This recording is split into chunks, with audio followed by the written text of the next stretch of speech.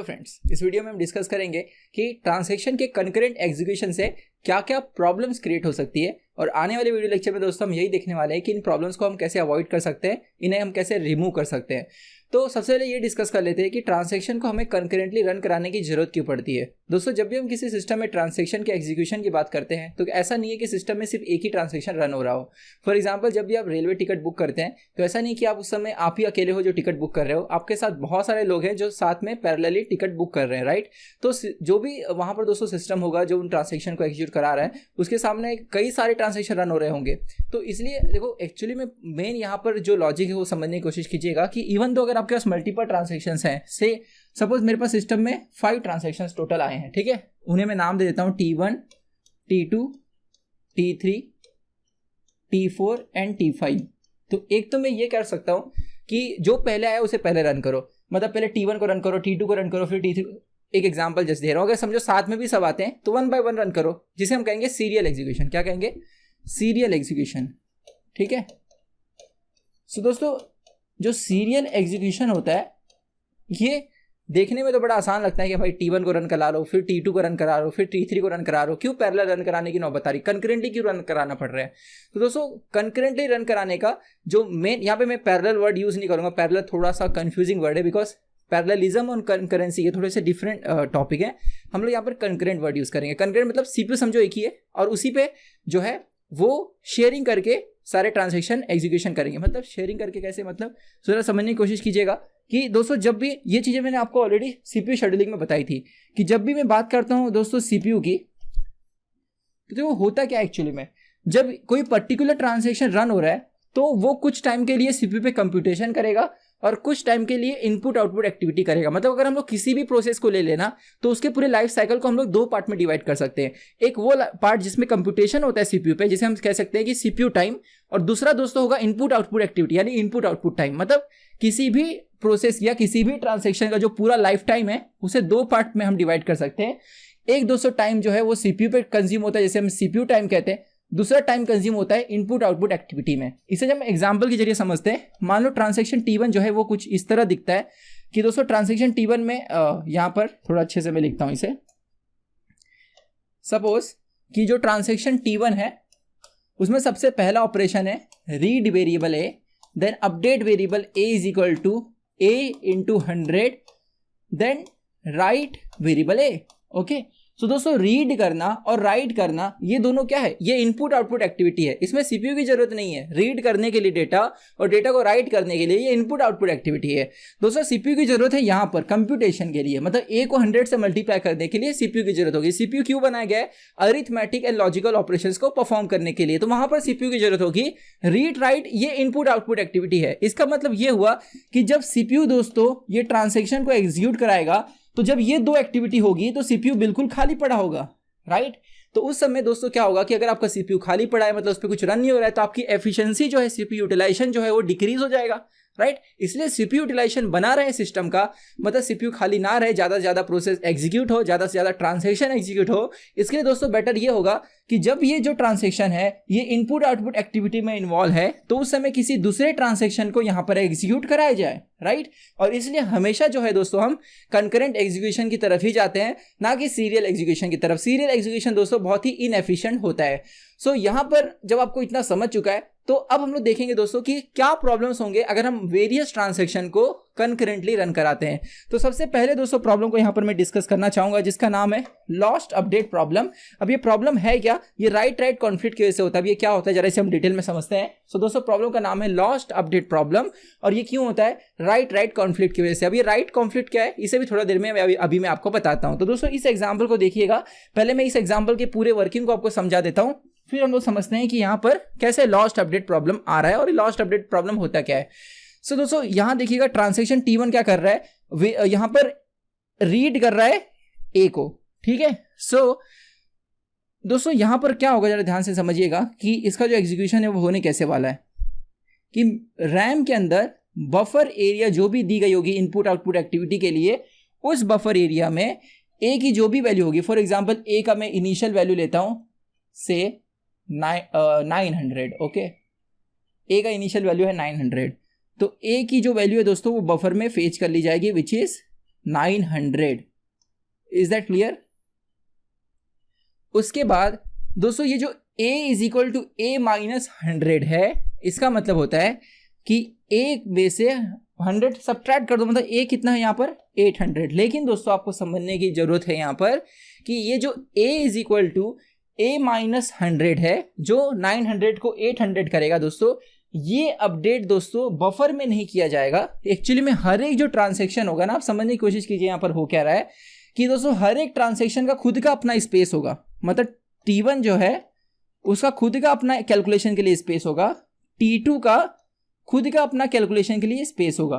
तो ये जो a equals to a minus 100 है, ये बफर में तब तक रिफ्लेक्ट नहीं होगा जब तक ये राइट ऑपरेशन नहीं हो जाता। मतलब अभी क्या होने वाला है जरा ध्यान से समझिएगा कि दोस्तों जब a equals to a minus 100 होगा तो ये क्या करने वाला है T1, अब इसके लिए जो भी कैलकुलेशन का स्पेस T1 को दिया गया है, जिसे आप कह सकते हैं कि डेटा स्पेस, ठीक है, तो जो भी कैलकुलेशन का स्पेस है उसके अंदर टेम्पररी कैलकुलेशन क्या होगा, a equals to a minus 100, मतलब a का वैल्यू हो गया 800, राइट। तो जब दोस्तों ये राइट a होगा ना, तो बफर के अंदर ये 900 को रिप्लेस कर दिया जाएगा 800 के अंदर। आप बोलोगे सर ये बफर क्या है? बफर दोस्तों वो एरिया है जिसे सारे ट्रांजैक्शन वहां पर एक्सेस कर सकते हैं। मतलब जो लोग भी ट्रांजैक्शन ए को एक्सेस करना चाहते हैं, ए की वैल्यू क्या है, वो दोस्तों सारे ट्रांजैक्शन सबसे पहले ये चेक करेंगे क्या उस ए को ऑलरेडी बफर में फेच किया गया है या नहीं फेच किया गया है। अगर बफर के अंदर ऑलरेडी फेच किया गया है तो दोस्तों वो ट्रांजैक्शन हार्ड डिस्क से वापस से डेटाबेस से उसको रीड नहीं करेंगे। आप लॉजिकली सोचो ना कि अगर एक ही वेरिएबल को सारे ट्रांजैक्शन बार बार अगर हार्ड डिस्क से रीड करें तो बहुत ही ज्यादा टाइम इनपुट आउटपुट एक्टिविटी में जाएगा, क्योंकि हार्ड डिस्क की स्पीड और रैम की स्पीड में बहुत डिफरेंस है, राइट।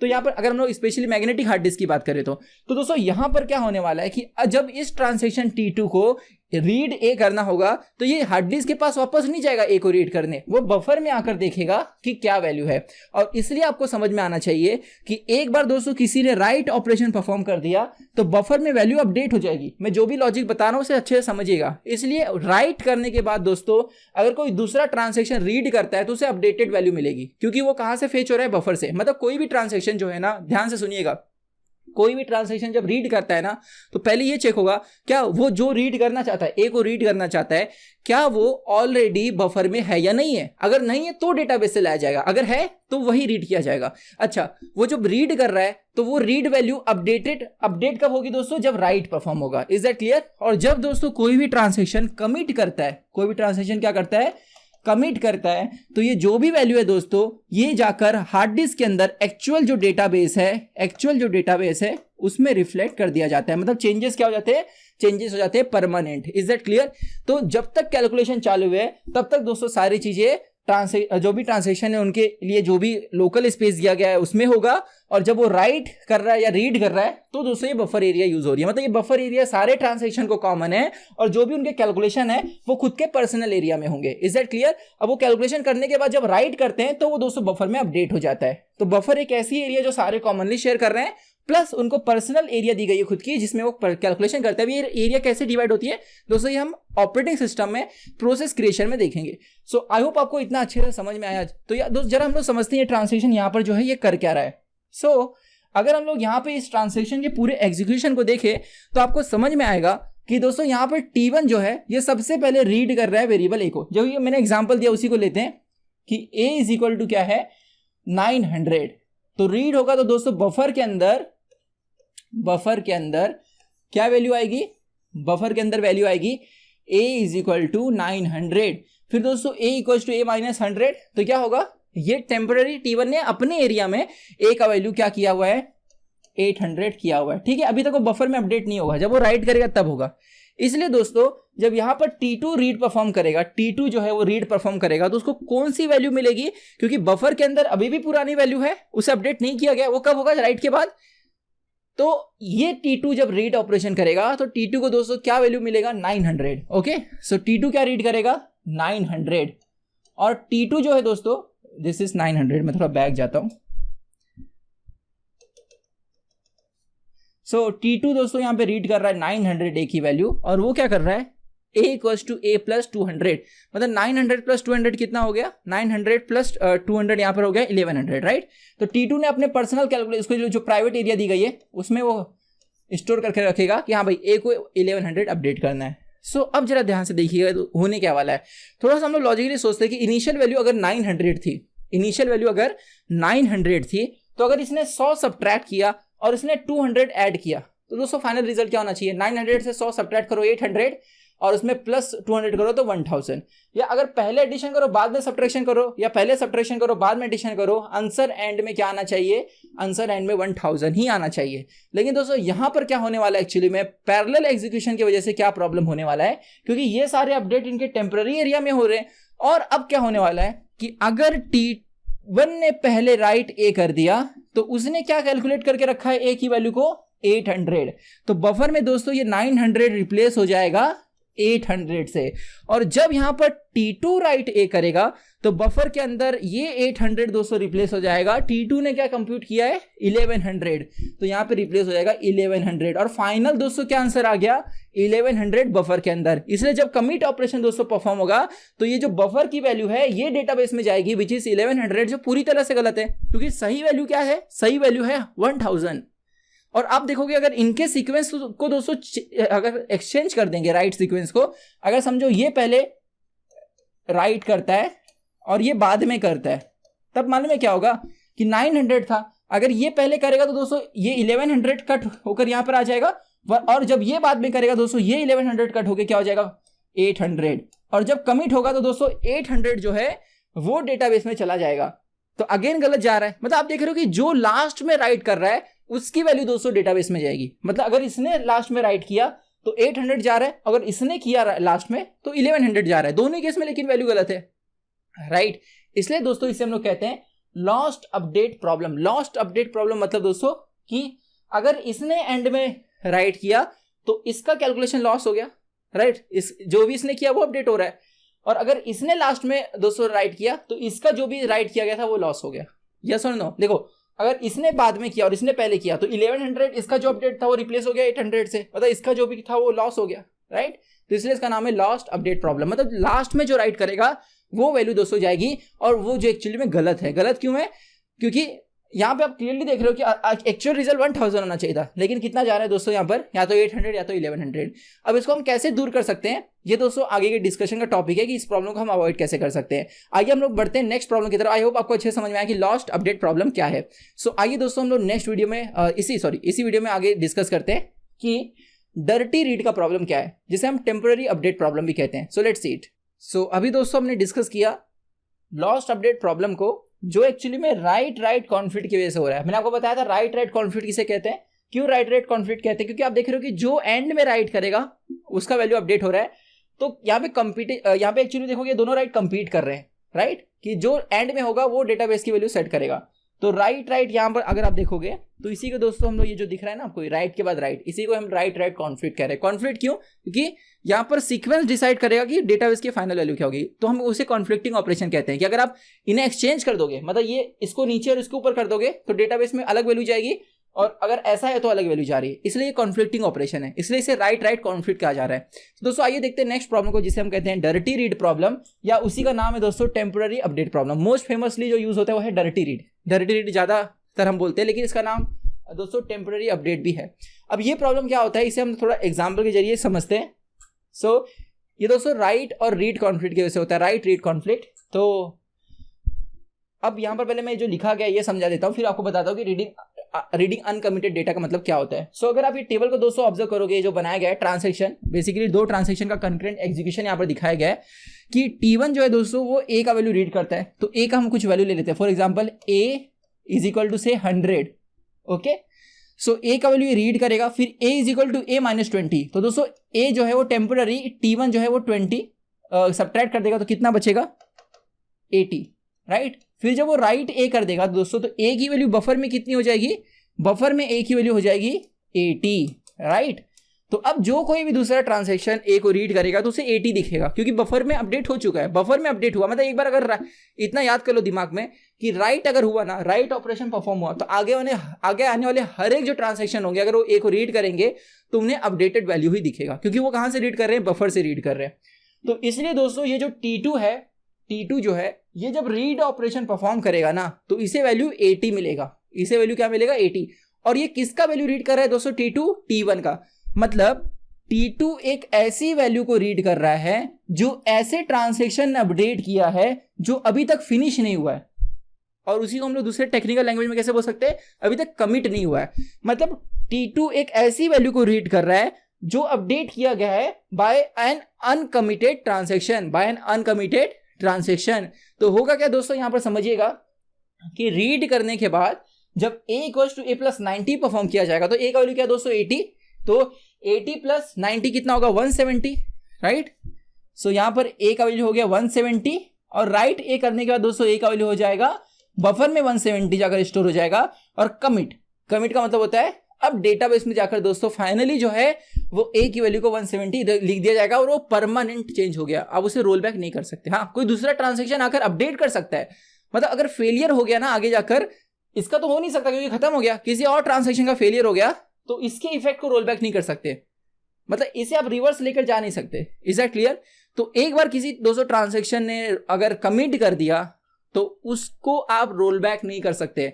मतलब आप रोल बैक का मतलब समझने की कोशिश कीजिएगा कि आप दूसरा ट्रांजैक्शन रन कराकर वैल्यू को अपडेट कर सकते हो, लेकिन इस स्टेप्स को रिवर्स नहीं लेके जा सकते। मतलब इसने जो भी कैलकुलेशन की है उसको रोल बैक मतलब उसको रिवर्स लेकर जाना। Is that clear. मतलब फिर से डेटाबेस में जाकर जो a की वैल्यू इसके रन होने के पहले थी 80, वो आप नहीं कर सकते, मतलब आप यहां पर रोल बैक परफॉर्म नहीं कर सकते। Is that clear.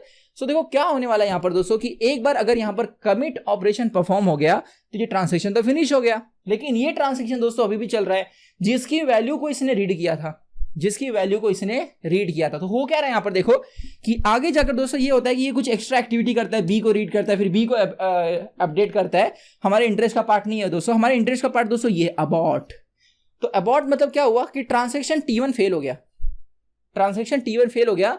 और अगर दोस्तों कोई ट्रांजैक्शन फेल होता है, जो मैं आपको बार बार रोल बैक कह रहा हूं ना, रोल बैक का मतलब ये होता है कि ट्रांजैक्शन ने जो भी कैलकुलेशन किए हैं उस कैलकुलेशन को रिवर्स ले जाना और इनिशियली जब ट्रांजैक्शन शुरू हुआ था उस समय जो सारे डेटाबेस की वैल्यूज थी उस स्टेट में वापस लौटना, ये रोल बैक का मतलब होता है। Is that clear. तो मैं जब आपको यहाँ पे कह रहा था रोल बैक करना मतलब इसने जो भी कैलकुलेशन किए उन्हें फिर से रिवर्स ले जाकर इनिशियली जो भी था वैल्यू a का वो रिस्टोर करना, ठीक है। लेकिन दोस्तों अगर कोई भी ट्रांजैक्शन एक बार कमिट हो गया तो उस ट्रांजैक्शन को हम रोल बैक नहीं करते। तो मैं बात कर रहा हूं किसी ट्रांजैक्शन को रोल बैक करने का मतलब क्या होता है।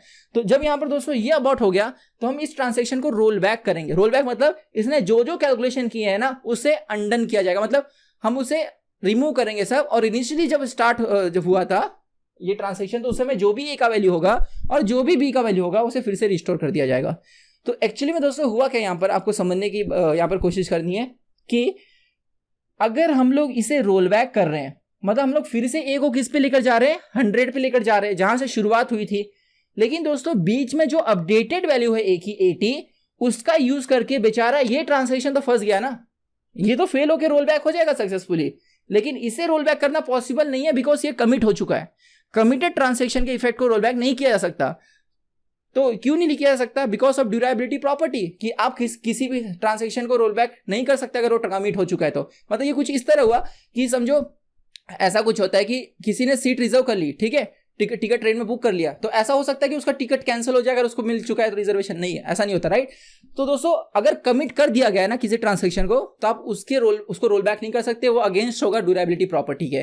तो यहां पर दोस्तों बात ये हुई कि ये T2 ट्रांजैक्शन फंस गया। ये कुछ ऐसा है कि सपोज एग्जाम के अंदर आपका दोस्त और आप हो, आपका दोस्त क्या करता है कि आपका जो भी आप लिख रहे हो पेपर में वो छाप के लिखता है, ठीक है, और वो शाना बनकर जल्दी से क्या करता है सबमिट कर देता है पेपर, ये सोच करके उसने सारे सही लिखे हुए हैं। और बाद में ये होता है कि आप जो है अपने आंसर को चेंज कर देते हो, आपको पता चलता है जो भी आपने लिखा था वो गलत कैलकुलेशन था, गलत था, तो आपका दोस्त तो फंस गया क्योंकि उसने पेपर सबमिट कर लिया है, अब वो चेंज नहीं कर सकता, राइट। तो कुछ इसी तरह दोस्तों यहां पर हो रहा है कि ये जो T2 ट्रांजैक्शन था इसने जल्दी कमिट कर दिया, इसलिए अगर ये फेल हो रहा है तो हम चाहकर भी इसे रोल बैक नहीं कर सकते। एक्चुअली में हमें करना क्या चाहिए था कि हम इसे अगर रोल बैक कर रहे हैं तो इसे भी रोल बैक करें बिकॉज इसकी अपडेटेड वैल्यू को ये यूज कर रहा था, राइट। लेकिन वो पॉसिबल क्यों नहीं हो पा रहा है? वो पॉसिबल इसलिए नहीं हो पा रहा है दोस्तों क्योंकि ये जो कमिट है ये पहले हो जा रहा है इसके कमिट के। Is that clear? तो रोल बैक दोस्तों पॉसिबल कब था? रोल बैक तब पॉसिबल था कि अगर ये कमिट नहीं करता, ये वेट करता कि ये कब कमिट करेगा। मतलब कुछ ऐसा कि आपका दोस्त आपका छाप के लिख रहा है और आपका दोस्त वेट करेगा कि आपका पेपर सबमिट करो, मतलब आप जब कर दोगे उसके बाद आपका दोस्त करेगा, तो इस पे श्योरिटी होगी कि आपने जो भी लिखा है वो जो भी हो अब उसे आप चेंज नहीं करोगे, राइट। तो इसलिए दोस्तों यहां पर आप देखोगे कि अगर ये ट्रांजैक्शन सपोज फेल हो जाता है और ये अभी कमिट नहीं करेगा, ये वेट करेगा कि ये कब कमिट करे, तो जब ये कमिट करेगा ना तो ही ये करेगा। इसलिए अगर ये बीच में फेल हो जाता है तो दोस्तों इसे रोल बैक करना पॉसिबल होगा बिकॉज इसने कमिट नहीं किया है। Is that clear? तो इस तरह दोस्तों हम लोग जो डर्टी रीड के प्रॉब्लम है उसे अवॉइड कर सकते हैं। कैसे अवॉइड कर सकते हैं कि कोई भी जो रीडर है अगर वो ऐसे ट्रांजैक्शन की वैल्यू को रीड कर रहा है, मतलब एक रीडर है दोस्तों, वो उस वैल्यू को रीड कर रहा है जो एक ऐसे ट्रांजैक्शन ने राइट किया है जो अभी तक कमिट नहीं किया हुआ है, तो दोस्तों जो रीडर है वो तब कमिट करे जब राइटर कमिट कर ले, मतलब इसके कमिट के बाद इसे कमिट करना होगा। Is that clear? ऐसा क्यों? क्योंकि अगर बीच में ये फेल हो जाए तो इसे रोल बैक करना पॉसिबल हो, क्योंकि इसने कमिट नहीं किया इसलिए इसे रोल बैक कर सकते हैं, लेकिन अगर कमिट कर दिया होता तो रोल बैक करना पॉसिबल नहीं होता था। तो दोस्तों यही कहलाता है डर्टी रीड का प्रॉब्लम। सो क्या कह रहा है? रीडिंग एन अनकमिटेड डेटा, ये दोस्तों करता है, यहाँ पर लाता है इशू डर्टी रीड का। थोड़ा और डिटेल में देख लेते हैं यहाँ पर हम लोग, जो भी मैंने आपको बताया उसे थोड़ा मैं रिटर्न फॉर्म में आपको दिखा देता हूँ। सो सी क्या कहा जा रहा है यहाँ पर, तो यहाँ पर आप देख रहे हैं राइट के बाद रीड, तो इसे कहते हैं डर्टी रीड, मतलब एक ऐसी वैल्यू को रीड करना जो अनकमिटेड ट्रांजैक्शन का है। सो इसलिए इसे दोस्तों राइट रीड कॉन्फ्लिक्ट भी कहते हैं। राइट रीड कॉन्फ्लिक्ट क्यों? क्योंकि अगर इसे स्वैप कर दोगे ना, मतलब राइट नीचे और रीड ऊपर, तब ये जो दोस्तों रीडिंग है ना, ये डायरेक्टली जो ओरिजिनल वैल्यू थी वो रीड करेगा। आप समझ रहे हो क्या कह रहा हूं मैं? ए का ओरिजिनल वैल्यू दोस्तों क्या लिया था मैंने? 100 लिया था, राइट। तो अगर ये राइट हो ही ना, अगर ये रीड हो जाए उसके बाद राइट हो, तो दोस्तों ये जब रीड करेगा तो अपडेटेड वैल्यू रीड करेगा ही नहीं, क्योंकि अपडेट वाला रिफ्लेक्ट हुआ ही नहीं बफर में, तो जो पुरानी वैल्यू हो वो रीड होगी। इसलिए दोस्तों कॉन्फ्लिक्टिंग ऑपरेशन किसे कह रहे हैं? जिन्हें स्वैप करने से मीनिंग भी चेंज हो जाए, राइट। तो इसलिए ये राइट रीड कॉन्फ्लिक्ट कहा जा रहा है। Is that clear? तो जब भी राइट रीड कॉन्फ्लिक्ट हो दोस्तों, तब हमें यहाँ पर देखने को मिलता है डर्टी रीड का प्रॉब्लम। सो आई होप आपको यहाँ पर ये अच्छे से क्लियर है। सो जो मैं आपको कह रहा था रिटर्न स्टेटमेंट में दिखा देता हूँ आपको। तो देखिए क्या लिखा गया है कि transaction T2 reads the temporary value of A, मतलब T2 जो है दोस्तों वो ए की टेम्पोररी वैल्यू को रीड कर रहा है। क्यों? क्योंकि जो भी अपडेट किया गया है वो परमानेंट नहीं है। Why it is not permanent? Because T1 अभी तक कमिट नहीं किया। जब दोस्तों T1 कमिट कर लेगा तब हम लोग कहेंगे कि ए जो भी अपडेट हुआ है वो परमानेंटली सेव हो गया है। Is that clear? देखो आगे लिखा जा रहा है, क्या लिखा जा रहा है? Which will not be recorded permanently in the database because of the failure of T1। क्योंकि T1 दोस्तों फेल हो गया है, इसलिए उसने ए में जो भी चेंजेस किए थे वो परमानेंटली रिकॉर्ड नहीं होंगे। परमानेंटली तब रिकॉर्ड होते हैं जब वो कमिट करेगा, राइट। तो क्या कहा जा रहा है? The value of the item, यहां पर दोस्तों not X it is A, okay. The value of the item A that is read by T2 is called dirty data because it has been created by a transaction that has not completed and committed yet, मतलब एक ऐसा transaction ने उसे update किया है जो अभी तक कमिट नहीं किया है। सो क्या होगा? Hence this problem is called as dirty read problem. तो दोस्तों डर्टी रीड प्रॉब्लम मतलब अनश्योर डेटा आप रीड कर रहे हैं, मतलब वो श्योर नहीं है कि उसकी ए की वैल्यू 80 परमानेंटली रहेगी। हो सकता है कि वो ट्रांजैक्शन फेल हो जाए और वो 80 फिर से रोल बैक करके फिर से 100 पे चला जाए। इसलिए अगर आपको इंश्योर होना है कि अगर ये फेल हो तो मुझे इसको पता चले T2 को, तो ये दोस्तों कमिट ना करे। अगर ये कमिट नहीं करेगा तो अगर ये फेल हो जाएगा तो इसे पता कैसे चल जाएगा? रोल बैक करना पॉसिबल होगा। Is that clear? यहाँ पे रोल बैक हम नहीं कर पा रहे थे because of commit. I hope दोस्तों आपको अच्छे समझा what is dirty read problem. क्या है dirty read problem? Reading an uncommitted data. तो आगे हम कई सारे प्रॉब्लम सॉल्व करेंगे और आपको मैं बताऊंगा कि डर्टी रीड आइडेंटिफाई कैसे किया जाता है। सो आइए दोस्तों नेक्स्ट वीडियो में हम डिस्कस करते हैं और भी क्या क्या प्रॉब्लम एसोसिएटेड है कंकरेंट एग्जीक्यूशन के साथ।